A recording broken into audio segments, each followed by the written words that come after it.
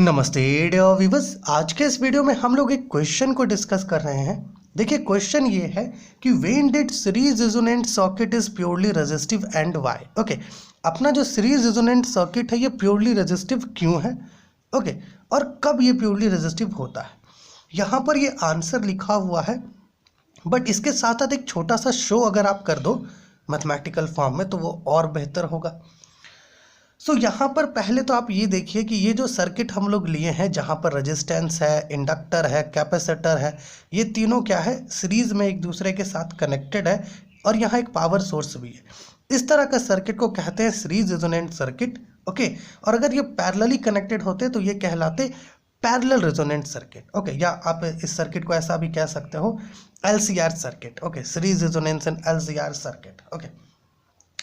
सो इस क्वेश्चन का आंसर देखिए यहाँ लिखे हम लोग कि at resonant frequency the series resonant circuit behaves as purely resistive because the reactive components of the circuit is zero at resonant frequency. Okay, क्या है ये रहा है कि जो सीरीज रेजोनेंट सर्किट है ना वो रेजोनेंट फ्रीक्वेंसी पर प्योरली रेजिस्टिव बिहेव करता है। किस फ्रीक्वेंसी पर? रेजोनेंट फ्रीक्वेंसी पर, ओके। क्योंकि रेजोनेंट फ्रीक्वेंसी पर जो सीरीज रेजोनेंट सर्किट का रिएक्टिव कंपोनेंट्स अर्थात ये जो इंडक्टर के कारण जो रिएक्टेंस है और ये जो कैपेसिटर के कारण जो रिएक्टेंस है, ओके, ये दोनों एक दूसरे से इक्वल होता है और न्यूट्रलाइज कर देता है। इसलिए सर्किट का जो रिएक्टिव कंपोनेंट्स होता है वो जीरो होता है रेजोनेंट फ्रीक्वेंसी पर। इसको आप इस प्रकार से शो भी कर सकते हैं। जैसे अगर आप इस सर्किट का टोटल इम्पीडेंस लिखो तो आपको मिलेगा Z is equal to R plus j omega L minus 1/ω/c। ये कॉम्प्लेक्स इम्पीडेंस है टोटल, ठीक है। और यहाँ से हम लोग क्या देख पा रहे हैं कि आपका जो रिएक्टिव कंपोनेंट्स है ना, कहने का अर्थ ये है कि जो ओमेगा L है, ठीक है, माइनस 1/ω/c, ये दोनों एक दूसरे से इक्वल होगा, इसलिए एक दूसरे को न्यूट्रलाइज कर देगा, है ना। आप इसे ऐसे भी लिख सकते हैं omega L is equal to 1/ω/c। समझ पा रहे हैं?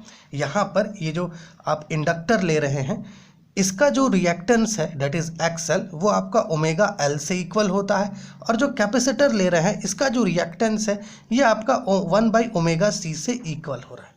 बट रेजोनेंस फ्रीक्वेंसी पर क्या होता है, ये दोनों एक दूसरे से इक्वल होते हैं और एक दूसरे को न्यूट्रलाइज कर देते हैं। तो सर्किट में केवल और केवल रेजिस्टेंस बचता है, इसलिए जो टोटल इम्पीडेंस होता है सर्किट का वो रेजिस्टेंस से ही इक्वल होता है रेजोनेंट फ्रीक्वेंसी पर, इसलिए सर्किट जो है प्योरली रेजिस्टिव बिहेव करती है। अगर आप यहाँ पर इस चीज़ को पुट कर दो इस इम्पीडेंस में तो आप देख पाओगे कि जो Z है आपका, ओके, ये R से इक्वल है। इट मीन्स है कि जो टोटल इम्पीडेंस है इस सीरीज रेजोनेंट सर्किट का रेजोनेंट फ्रीक्वेंसी पर, ठीक है, वो R से इक्वल है। मतलब ये सर्किट जो है प्योरली रेजिस्टिव बिहेव करेगा। कब? रेजोनेंट फ्रीक्वेंसी पर। और क्यों बिहेव करेगा?